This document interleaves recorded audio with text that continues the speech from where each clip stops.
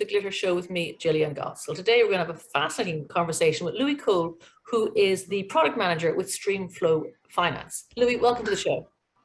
It's a pleasure to be on. So I was looking at your CV and on LinkedIn. You have a very interesting CV. Now, you've only said 2 words, but you're Australian. So you hail from Australia and you're living in Mexico now. But let's retrace some of the steps there. So you were working in Whistler back home in operations. So were you a ski bunny all the time and did a bit of software at the same time? Yeah, indeed. At that point, I was actually working on the mountain and did 120 days in one season on the mountain, like basically working the lifts. But of course, mostly snowboarding, which was a real pleasure. Yeah. Wow, that's amazing.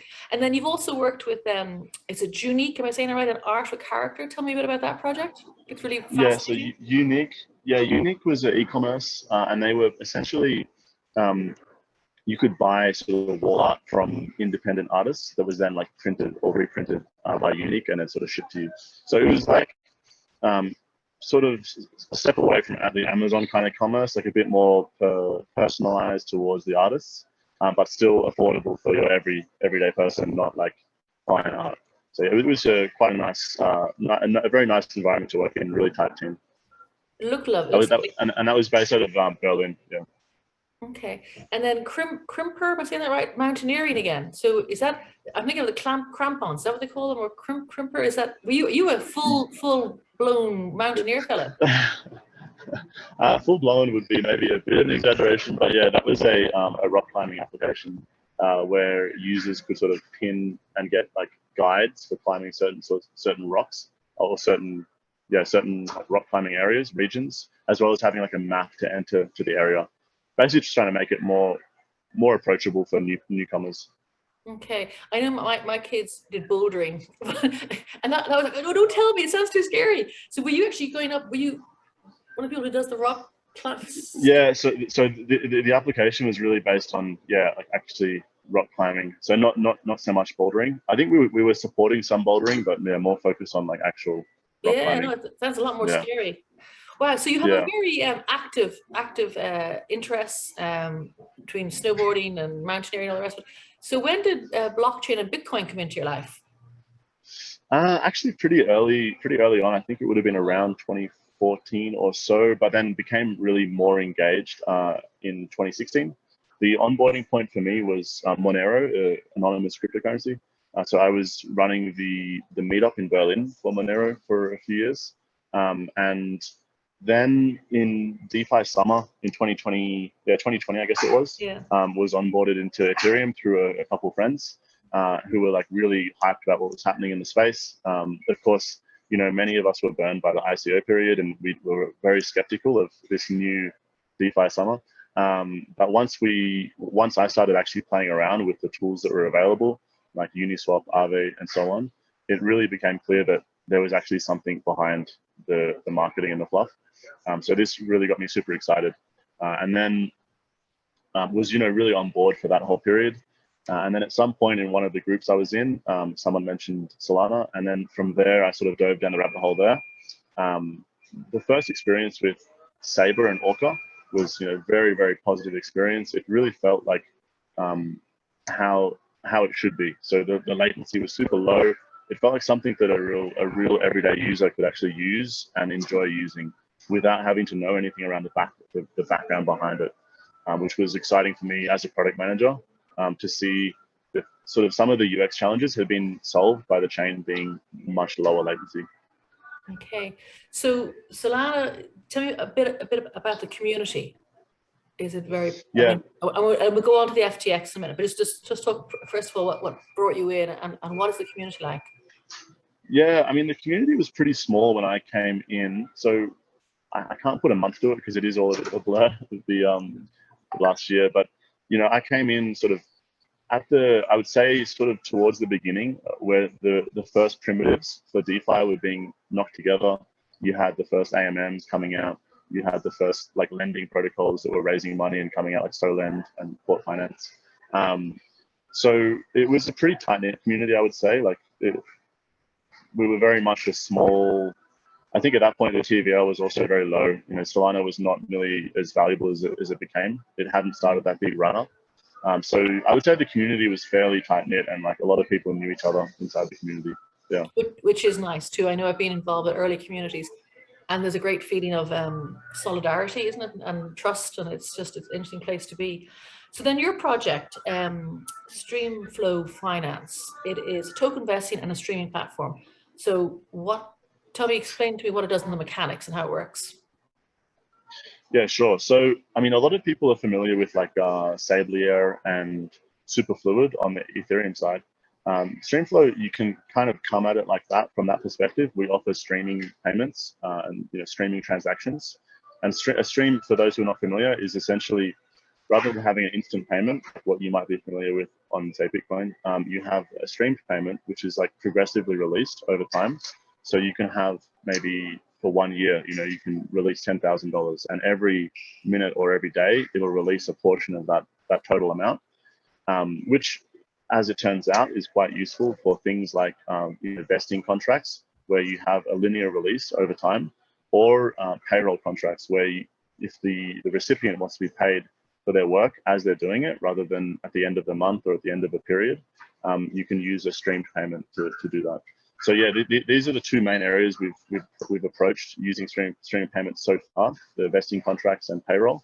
But of course, we're exploring other areas as well, like subscriptions and areas like that. And yeah, at this point right now, Streamflow is like the market leader on Solana for these purposes.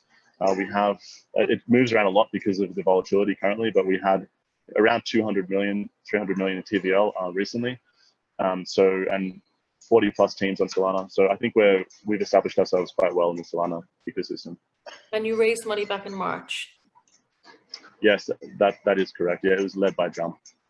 Okay. And did you raise it in tokens or in dollars, or what do you have in the bank? We don't have a token currently for Streamflow. It is like when we get the when token question quite a bit. Of course, we see the utility for it potentially, but we're not in a rush in this market, and we want to really make sure we like nail it, get it right if we're going to do it. Yeah. So you're in the Solana ecosystem.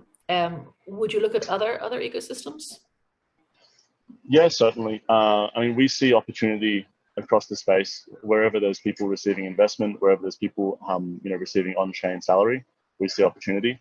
So, like we're Solana maxes in the sense that we believe in what Anatoly and Raj are building, and we believe that there is some edge on Solana for what the chain is offering as an L1.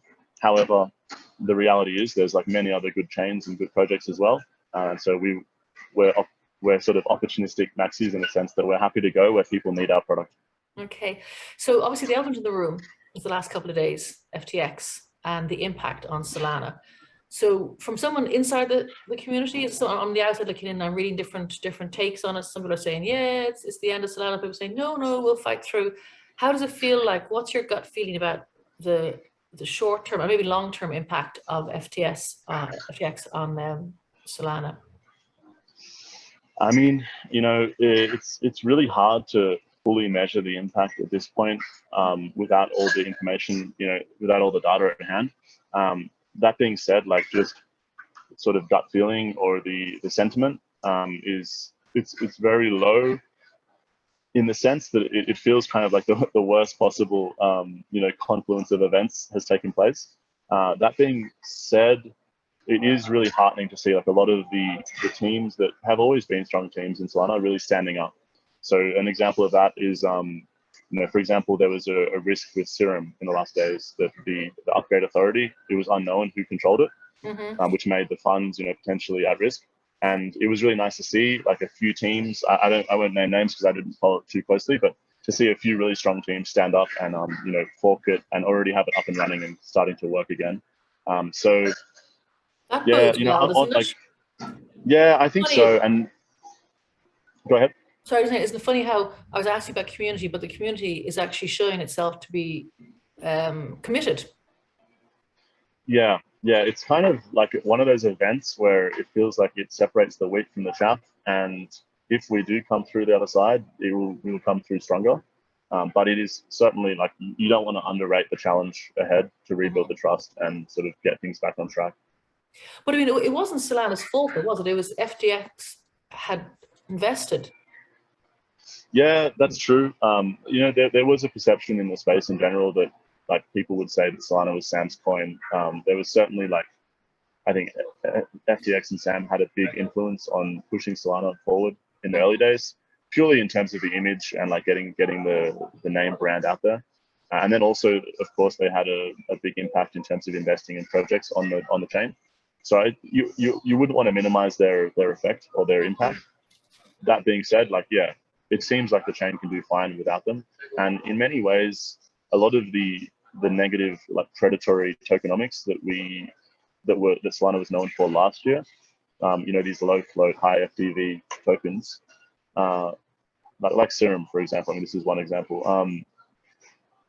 Like we all knew that they were a bit of a black eye on the space, and it seems now like obviously they really were, and more information. I don't want to comment too much because more information seems to be coming out about like the exact purpose of why they organized them like that. But it seems like the space will be much better off without that influence. You know, without that sort of predatory influence. That's interesting, because it's like, I mean, we're all watching this summer. It's been a bit of a crazy summer. And there's a big newspaper article, crypto is dead. And, you know, and actually I was reading I don't even know what paper it's in, but it said, there's a promise of decentralization, but it all ends up in the hands of the few. No, the hands of the few is not decentralization. You're conflating two different aspects, you know, of crypto. And I mean, I think it must be said that it's centralization that is failing this summer, not decentralization. Well, yeah, I would maybe this summer, sorry, it's November. Yeah, there's kind of, for me, there's like two failures, and they interrelate. On the one side, yeah, you absolutely have the same old story of failure on the centralized side, and we've known this like since the first exchanges. They've always failed again and again, repeatedly. We thought that things had gotten better, that there was more rules, that people were more professional about their approach, but apparently not on the centralized side. And then the other failure I would say is that there's been a failure in the last full run to really onboard retail in a way like off of centralized exchanges. You know, we failed to make wallets, to make tools approachable enough and competitive enough to actually get people secured on chain. So that's something I think builders in general need to reflect on, how we can not make that same mistake, you know, in the next period where a lot of people come into the space. Yeah, no, I think you're right, because I know, I mean, I came into the space 2017. So in the midst of all the ICOs, I came in from an activist background. So it wasn't the money that was attracting me, although obviously it was very exciting. All this stuff was happening, amazing. But it was the whole promise, the transformational base, because I came from an activist background. I thought, this is how I can fix the world, says she, as one does. But and I know in 2017, I was advisor to many projects, and I should have been a millionaire by now, but they all blew up. And it's, but anyway, sorry, the point I'm making though is that coming in as I did at my age, it's much more difficult. I mean, and I have the passion and the energy and the belief and all the things that go with wanting to be in a Web3, but it's still not easy.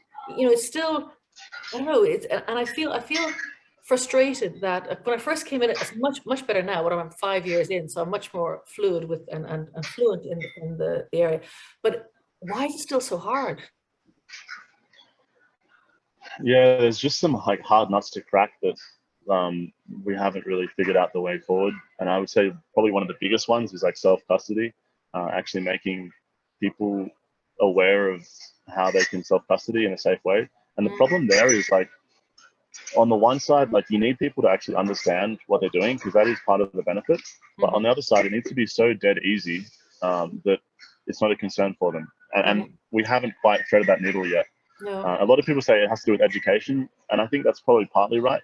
But at the end of the day, it has to really come from UX, I think, and those services being so competitive and so easy to use that you don't even have to be like a decentralized maxi to want to use it. It's just better. I mean, I totally get education, because it is education in terms of what money means, what value is, what different things. But I don't want to know how my car works. I drive a little Volkswagen Golf. I do not want to get under the hood. Thank you very much. I get into the car, turn the ignition, and off I go. I think the same way. I also understand I'm driving a diesel car, so I know I need to honor the carbon of the car and then get into something more sustainable. I get that, but I don't want to know how the engine works. And I think that's the problem. It's not enough to understand, 100%. you know, that it's the thinking, the philosophy behind Web3 is just amazing. It is just fantastic. And it's an eye opener for anybody who's in it, but it shouldn't be so difficult to have to get into it. I think so. Is there anything that Streamflow Finance do to make it easier for people to get into the system? In general, we are more B2B focused. So, you know, we're not trying to onboard retail people in that sense. So we're not educating on that side, but where we're trying to do our part is to actually, because a lot of what people are not aware of is that a lot of teams were actually using FTX for vesting, for treasury management, for payroll, and they're also taking a massive hit and like an existential risk to their business. So what we're going to be doing a big push in the next weeks is to really educate people on the benefits of, you know, bringing that on chain and actually making it, you know, more transparent, more secure, more predictable. Like it's all much more transparent. So yeah, this is our push to basically, we're kind of doing our part, but on the B2B side to help businesses. Yeah, that's fair enough. So, and people you want to attract to come and talk to you are businesses who want to operate payroll. That's right. Or payments. Yeah, exactly. Vesting. If you've received an investment, you're looking to do a vesting contract, or if you have, you know, folks who receive their salary on chain, which is it's not uncommon in LATAM and many parts of the world where there's a less reliable fiat currency. And what do you have anything in your roadmap? What's happening coming down the line, coming into the new year? Yeah, sure. I mean, so right now we've recently released a multi-sig support to increase even more the amount of security that teams can, like, you know, self-custody their funds on our platform. And then coming down the pipeline, we have a big push into payroll. We're really building that piece out, adding much more functionality, making it like really, we want to compete with Web2 solutions to really add that sort of full suite that people can rely on. So that will be the main focus in the coming months. Well, it makes sense because getting paid in crypto, if you're in the crypto space, it does make sense. So, okay, I wish you well on that. If people want to find out more, information, where should they go, Louis? Yeah, you can go to streamflow.finance and let me make sure I nail the Twitter because I don't want anyone to get scammed. So if you want to check us out on Twitter, you can also find us at streamflow_fi. That's FI. FI. Perfect. Well, thank you very much for your time. It's very interesting, and from Australian and a snowboarder and a mountaineer into blockchain. That's pretty cool. Thank you for your time, and I hope you enjoy your nice warm. Is it winter or summer in Mexico? It is heading into winter, but still 25 degrees in the day, so it's really nice. Nice. Well, enjoy your time in Mexico City. Thank you so much, Louis. Thanks, Jillian. Have a good one.